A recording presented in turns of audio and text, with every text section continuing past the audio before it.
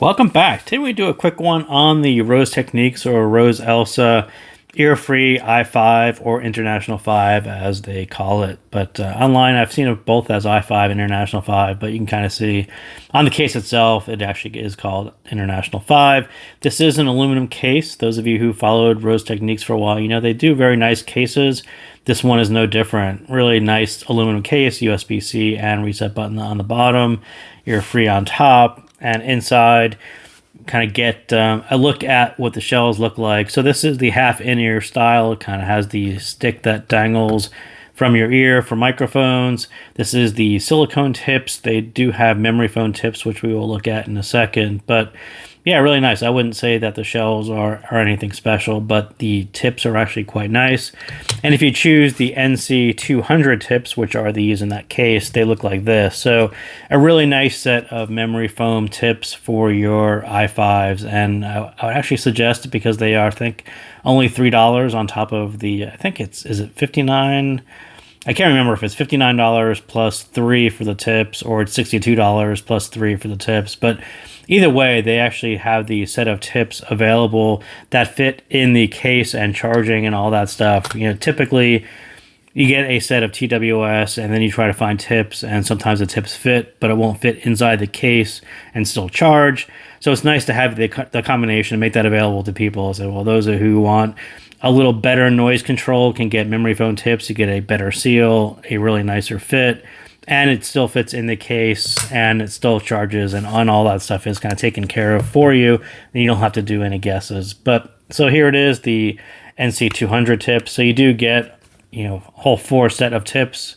There's probably a small, medium, large. I don't know if it's extra large or it's a medium large, but either way, you can kind of see that I think the silicone tips, the large is actually slightly larger than the foam.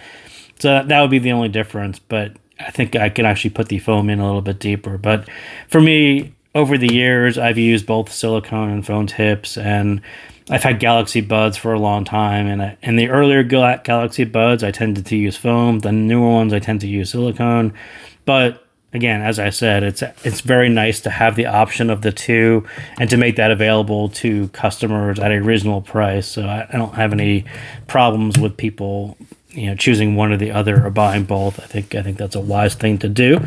So this is the box, kind of right up front. You know, this one does have LDAC. It does have their equal linear or equal loudness control, I think is what they call it. If you actually look online, they have a little better description of that, and reduced latency. On the back, we do get some of the highlights of the new EARFREE-i5 over the Ceramic X. So a new 12 millimeter topological diaphragm. They call it HR2. You do get the new Cadence Hi-Fi 5. You do get new active noise cancellation, slightly different than Ceramic X. And you do get in-call noise cancellation. It's actually different.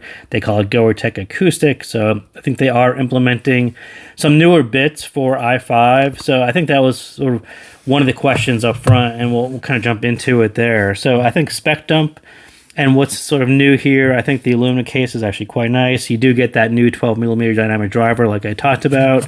They call it HR2, and it is a 12 millimeter. You do get LDAC. You still do get active noise cancellation. You still get transparency. You still get the wind mode for noise cancellation.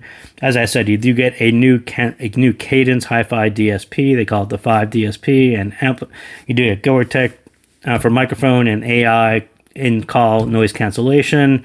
You can get the NC200 memory foam tips, which is actually pretty nice for enhancing your noise cancellation.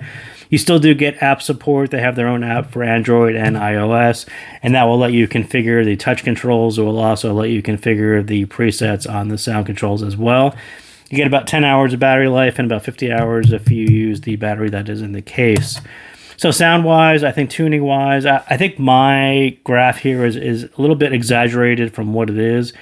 I think the Ceramic X in the blue is probably lifted a little bit more in the treble than it actually is in real life. But in general, it's a new driver, so even if these two were aligned, I would still say that there is a slight difference to it sound-wise. And I do think that the upgraded driver, the new HR2, is slightly better than the older one. And the older one was actually quite nice too. But I think the treble had kind of a wider range to it, so it had it was a little bit peakier with deeper valleys. And I think kind of moving the tuning so it's more in line, you get less of this peak and valley effect. I think that was a big improvement on sound wise, and just looking at the graph and how the two are just slightly different. But yeah, it's kind of hard to tell from the graph. I think TWS graphs are actually quite difficult to really look at and understand and kind of comprehend what's going on. But we'll get into the sound in a second. So is it an upgrade from the Ceramic X? And I think the answer is yes. I think the internals have been upgraded like we talked about. You get the new DSP. You are getting a new 12mm dynamic driver. So the Ceramic X was a 10mm a carbon nanotube. I think it was a CNT. The new one is a 12mm. They call it HR2. EARFREE calls this one the flagship sound quality. So I do think in their eyes they are calling this the step above Ceramic X. And as I said, Ceramic X was actually a pretty nice set. This one is actually better though. But does it actually sound better? And the answer is yes. I would say yes. And I'm not a huge fan of this half in-ear, lollipop style hanging out of your ear, because it never gets the full in-ear sound or seal that you would get from a wired set, or even the Ceramic X. That shell type I think fits better in your ear. You get better blockage of passive noise cancellation. So the half in ear is kind of a half step of convenience and still better sound quality. And as I said, the bigger tips, nice silicone tips, or the memory foam tips will actually get you there as well. But yeah, I think without nicer tips, I think that it's really harder to get a nice fit, and I think they did a good job of addressing that one point. As one of my nitpicks usually on this style is the fit usually lacks, and they kind of addressed that with a set of memory foam tips. And there may be some improvement in the DD quality, of course, so going from 10mm to 12mm. I think it is an upgraded driver. I do think the tuning is better balanced, and it leans into the lower range, which is what I prefer on TWS. The Ceramic X wasn't all that far from a bassy fun as well. Maybe the peaks and the valleys had a little bit more fatigue to it. But as I said, bringing this whole upper range down a little bit, you really get a bassy fun, no fatigue. It still sounds very spacious. It still sounds detailed with this nicer driver. And it can work at higher and lower volumes. And again, I think this is a little bit that they refined from Ceramic X and their equal loudness contours that they talk about and their tuning, specifically addressing different volume levels and how they address certain frequencies. And I think they kind of got all of that a little bit more refined on EARFREE than they did on Ceramic X. So the bass, I do think the app EQ presets on this one are basically give you 4 levels of fun bass.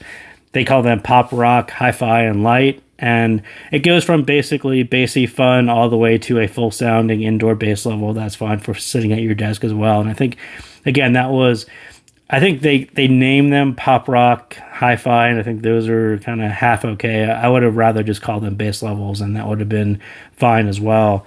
But still, there is a lower heavy sound to it, which I think works better for music than it does for other TWS uses.